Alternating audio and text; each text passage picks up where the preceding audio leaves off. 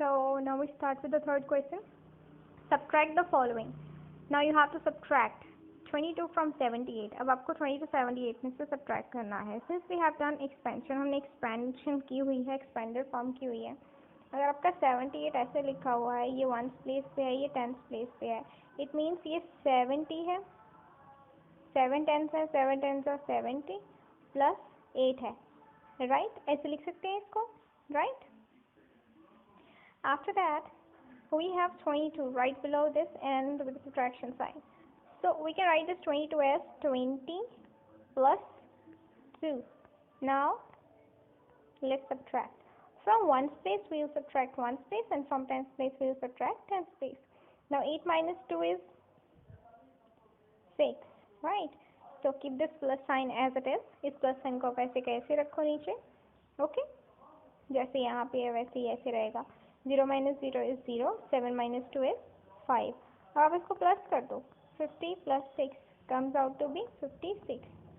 तो अगर आप ऐसे सब्ट्रैक्ट करते हो तो आपका यहाँ पे ये आंसर आएगा. इट मीन्स आप डायरेक्टली यहाँ पे लिख सकते हो 8 minus 2 6 and 7 minus 2 5. ये तब तक ठीक है जब तक आपको बोरो नहीं करना पड़े. इन केस अगर आपको बोरो करना पड़े, B part is very easy, ये आप खुद कर सकते हो looking at this type. So now I'm going to do C part.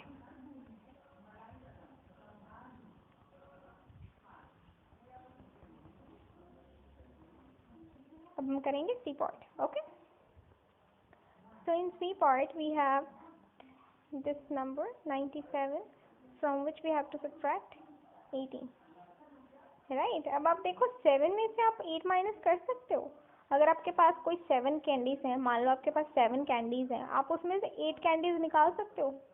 Possible ही नहीं है. सपोज देखो 1 2 3 4 5 6 7 बॉल्स हैं. मैं आपसे मांग रही थी आप मुझे इसमें से 8 बॉल्स निकाल दो. इट मीन्स आप 8 बॉल्स को कट कर दोगे. 1 2 3 4 5 6 7 है ही 7, तो आप 8 कैसे कट कर दोगे, right? That is not possible. तो अभी यहाँ पे हम क्या करते हैं, इसके लिए मैंने आपको वो एक्सपेंडेड फॉर्म बताई थी ना. तो इस क्वेश्चन को समझने के लिए आपको एक्सपेंडेड फॉर्म को समझना ज़रूरी था पहले, ठीक है? तो भी हम चेक करते हैं कि कैसे हम वैसे करेंगे. Now will write it in expanded form. इसकी एक्सपेंडेड फॉर्म बन जाएगी 90 plus 7 और इसकी बन जाएगी 10 plus 8. ये बनेगी ना, राइट? तो हम इनको कर देंगे सब्ट्रैक्ट. अब आप देखो 7 में से 8 तो सब्ट्रैक्ट हो नहीं सकता, तो वो क्या मांगेगा, वो अपने से जो नेक्स्ट प्लेस है ना, ये 1th प्लेस है, ये 10th प्लेस है, वो 10th प्लेस को बोलेगा तुम मुझे उधार दे दो. क्या बोलेगा? तुम मुझे उधार दे दो. हम इसको बोलते हैं बोरो करना. क्या करना बोलते हैं? बोरो. बोरो का मतलब होता है किसी से उधार मांगना. कोई भी चीज़ आप ऐसे उधार पे ले रहे हो कि चलो मुझे दे दो ना, you are borrowing it, right? So this is called borrowing. This way we borrow from the next place value. जब किसी एक प्लेस वैल्यू को डिजिट कम हो रहा होता है तो वो क्या करते हैं, नेक्स्ट प्लेस वैल्यू जो अगली वाली प्लेस वैल्यू होती है उससे क्या कर लेते हैं, बोरो कर लेते हैं. अभी आप देखो ये कौन सी प्लेस वैल्यू है, 10th प्लेस वैल्यू है, राइट?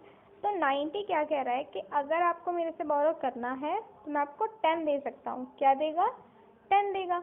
अब जब इतने में से 10 दे देगा, अभी अब देखो यहाँ पे हम क्या कर रहे हैं, ये ऐसे कैसे रह रहा है, ये जो 90 है ना ये अपने में से 10 दे रहा है. अब आप देखो 90 में से अगर 10 चला गया तो क्या बचेगा, 80 बचेगा ना. तो यहाँ पे 80 बच जाएगा. और ये जो 7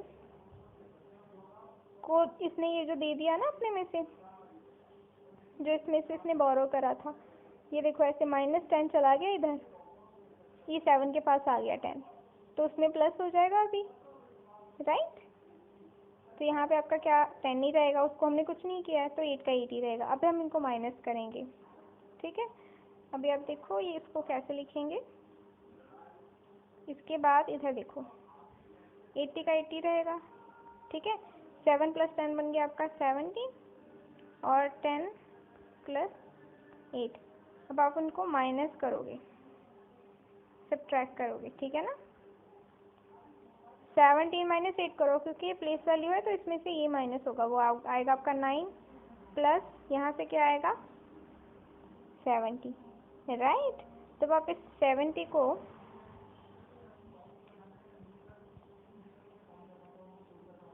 अब आप इस 70 को +9 करो, 70 में 9 प्लस करो, क्या आएगा 79।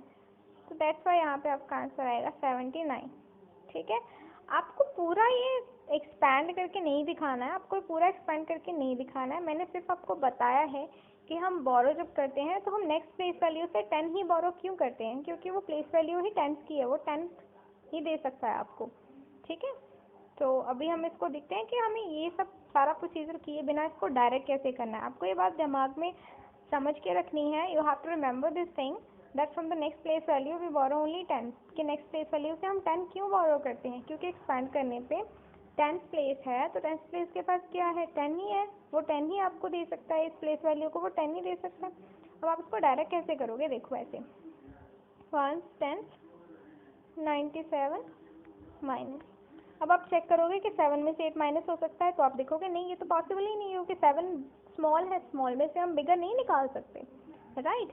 तो अब हम क्या कर लेंगे, बोरो कर लेंगे। हम इसको क्या कर देंगे 8 कम कर देंगे, कम हो गया ना 1, तो ये 8 बन जाएगा क्योंकि इसने इसको दे दिया। तो यहाँ पे आगे क्या बन जाएगा 17।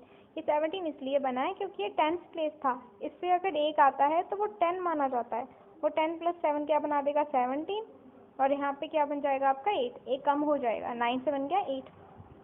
मान लो अगर ये कुछ ऐसे होता 37 - 29 होता, तो हम क्या करते, हम ये 7 में से 9 माइनस नहीं हो सकता, तो हम इससे 2 इस 3 से हम बोरो करते, ये खुद रह जाता 2 और इसको बना देता 17।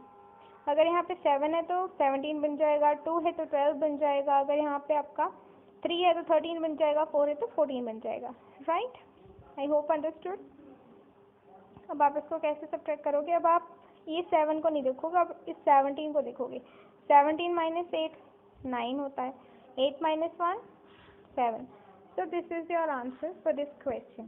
Okay, always remember this कि हम नेक्स्ट प्लेस वैल्यू से जब बोरो करते हैं तो क्योंकि ये प्लेस है तो ये 10 ही दे सकता है, तो 7 का बन जाएगा 10 और आने से 17 बन जाएगा, तो यहाँ पे एक कम हो जाएगा, राइट।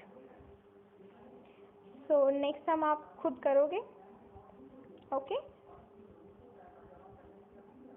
और you can pause the video hair, आप आगे का वीडियो मत देखो, मैं कर देती हूँ। You don't look at it, just pause it for a while और आप खुद करो, उसके बाद अपना आंसर चेक करो, राइट। अब देखो 6 - 9 पॉसिबल नहीं है क्योंकि 6 छोटा है and 9 is a bigger number. So from smaller number we cannot take away the bigger number, that's why we need to borrow from next place value. It will become 5 and it will become 16. Now 16 - 9 comes out to be 7 and 5 - 5 0. So hence your answer here will be this, right. So in this similar way you have to do all the parts of this question. Now fourth question is, in a packet there are 24 pencils. Priya uses 9 pencils. अब use कर ली हैं, अब जो चीज़ आप use कर चुके हो that means that is finish, that is gone, जा चुकी है वो चीज़। That means we have to subtract, use हो चुकी हैं, those pencils have been used, वो यूज हो चुकी हैं इसलिए उनको निकालना पड़ेगा। Initially there were 24 pencils, so out of which 9 have already been used, तो क्या करना पड़ेगा सब्ट्रैक्ट करेंगे। अभी देखो 4 - 9 is not possible because 4 is a smaller number and 9 is a bigger number, so we need to borrow, उधार मांगना पड़ेगा साथ वाले से। so it will become 5 and it will comes out to be, क्योंकि इसके नीचे कुछ नहीं है तो ये 1 का 1 ही यहाँ पे आ जाएगा, कुछ नहीं है यहाँ पे, राइट।